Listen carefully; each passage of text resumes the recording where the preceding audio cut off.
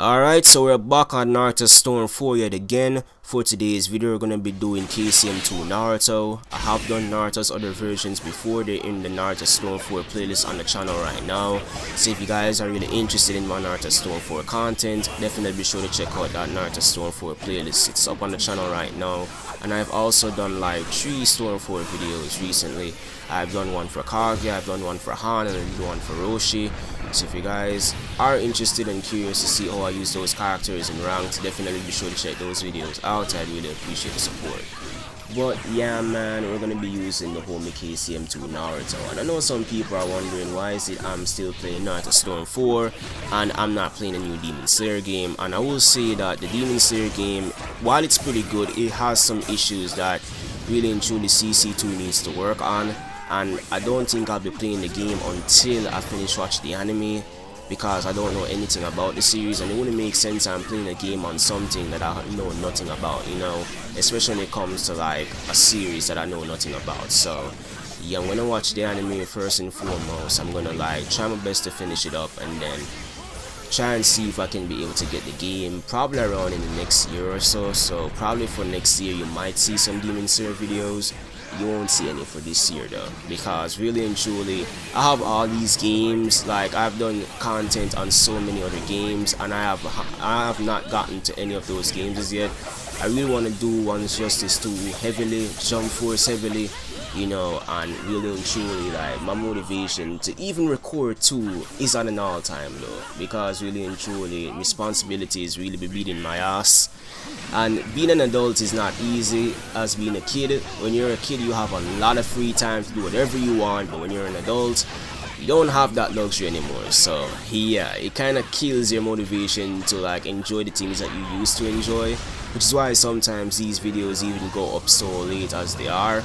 So I hope you guys do understand where I'm coming from with this. So yeah man, to like record videos like this, while it may seem easy on paper, sometimes your motivation is just not it, and I just don't feel like to record at all. But really and truly I want to stay consistent, because if I'm not consistent then people are going to leave the channel, and I really don't want that to happen.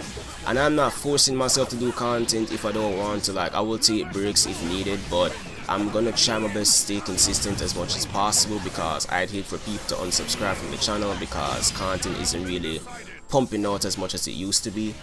So yeah, I'm gonna try my best on that one. But yeah man, I've been on Twitter, you feel me, having discussions about Naruto as usual, and man, I gotta say the Naruto slander is honestly something else on that app. You know, in real life a lot of people do love Naruto. I don't really see anybody really slander the series of Naruto in real life, but it's always on the internet that I see people always bringing down Naruto's name, you feel me, misunderstanding Naruto's teams and whatnot, and it leaves me to wonder if these people actually watched the series or read the series at all, because some of these takes that I've been seeing on these characters are so horrendous, like honestly. And I ain't gonna lie, it's a lack of reading comprehension to me, because Naruto is such a straightforward series, but yet still people till this day can't understand the series. It's just mind-blowing to me. You know, like Naruto is one of those series that is easy to follow through, and people really misunderstand the characters so badly. It makes me really shake my head sometimes. But we finished the first match. Let's move on to the second one to see where we stack up from there. Let's get it. And I'm not gonna lie though, but I have been watching some videos on the Demon Slayer game, and I have got to say that Surge is seriously overpowered, dude. Like, if I were to play that game, even a scrub could beat my ass, dog.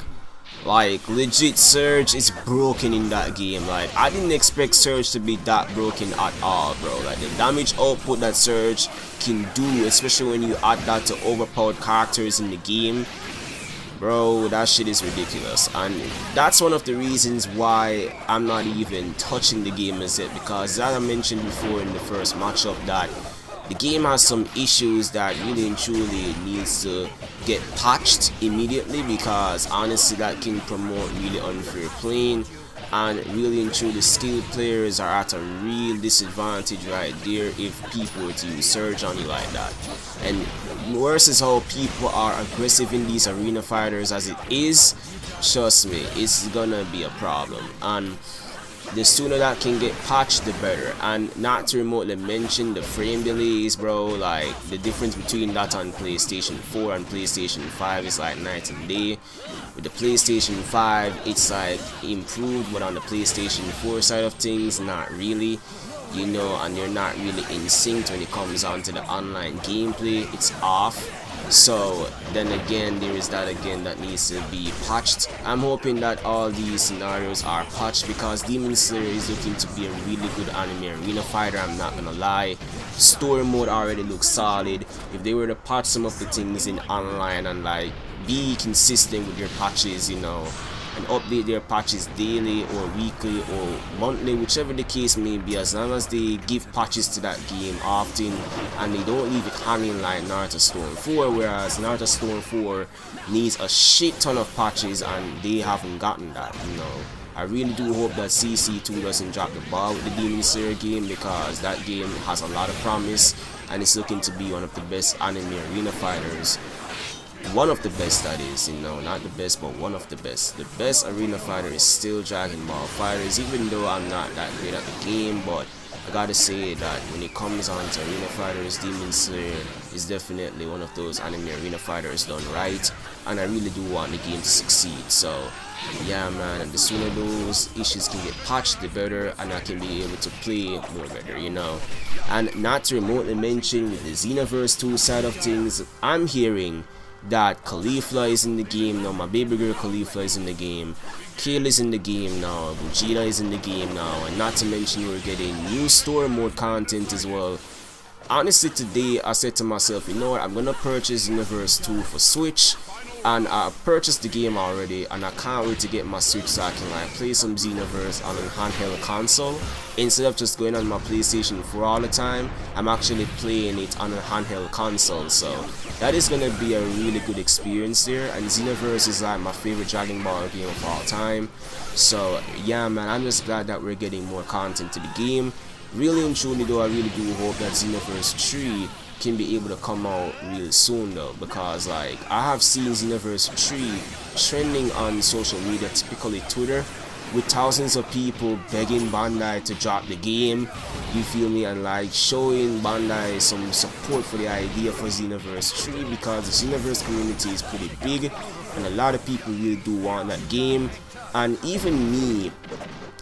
even I partake in the movement as well, I should say, you feel me, because Super Saiyan Kabi was like leading the movement, and really and truly he has been pumping out a lot of content on Xenoverse stuff, so definitely check him out, man, you know. And Bandai did mention the fact that they are really hoping that an idea like that can come to pass, and as soon as something do happen, we'll definitely let you guys know about that. So at least they do acknowledge the fact that fans really do want a Xenoverse 3, and they are hoping that a Xenoverse 3 can really come out sometime later on in the future, which at least gave the community some hope that maybe just a sliver of hope that, you know, Xenoverse 3 can be apparent sometime soon. I really do hope that's the case, and I really do hope that, you know, Shinobi Striker gets more devs, you feel me, to work on that game, get a proper dev to work on that. Well, Celine is good, but they need more workers to work on the game, and if we get that,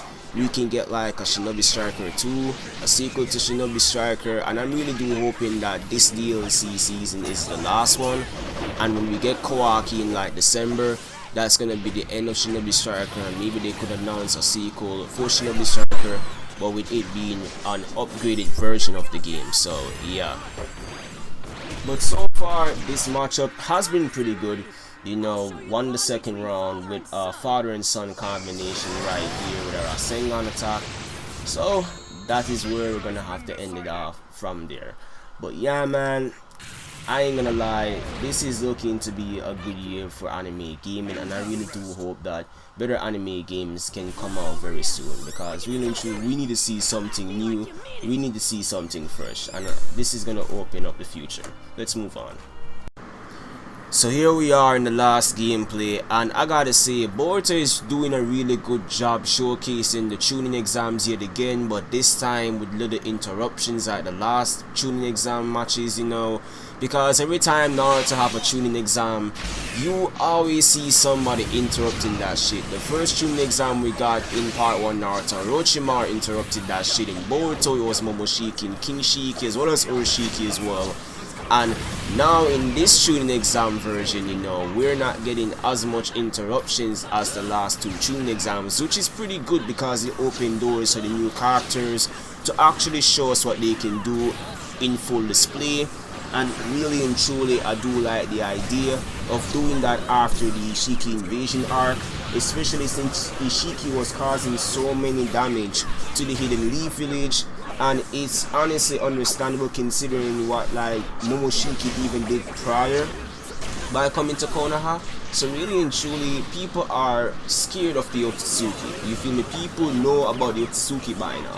Momoshiki came to Konoha, nearly destroyed Konoha with a whole giant Rasengan attack of his own, and then we have Ishiki coming to Konoha now and just shrinking everything and just like beating up the Leaf Village's Hokage, you feel me, as if he was father. So really and truly, people are quite scared, and the tuning exams is a nice way, a nice idea that Naruto came up with at that point, I should say, so that people's fears can like go away. You feel me? Because people are now watching the young ninja go at it with each other, you know, just to show off what the new generation can do and to provide some entertainment and some source of relief as a result of like the circumstances that happened prior. So I really do like that decision on Naruto's part, and really and truly I really do like some of these characters that is like partaking in the tuning exams right now, specifically Hoki.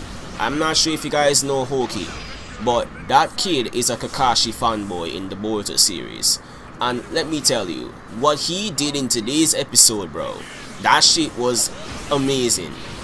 This dude performed a earth style jutsu that's comparable to that of a Sanin, bro. And this kid is in the Ambu Black Ops. Not to remotely mention that he has photographic memory as well. And he doesn't even have a Sharingan. Yet still he can memorize people's techniques, memorize terrains, you know, he can memorize anything in an instant with his eyes. And he doesn't even have Sharingan. You feel me?